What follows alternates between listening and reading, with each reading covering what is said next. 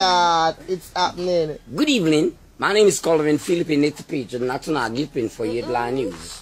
A 10-wheel truck from Kingston going to Jamaica.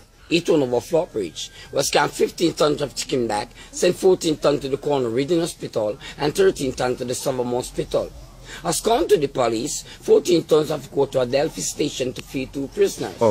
Early yesterday morning, news reporter told the story that a 16-year-old girl was raped by 15 mosquitoes who escaped on a one-wheel bicycle with 2 pints of blood.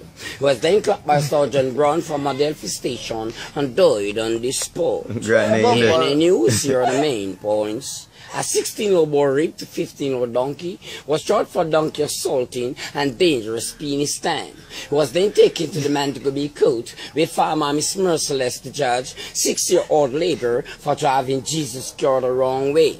As gone to our witness told the police this morning, this young man was driving Jesus car the wrong way. His tail was in his pocket, but his name could not identify to the public because of Mr. Chappell. My name is Calvin Philippine Native Page with National Gilpin for Evening Headlines. Good evening.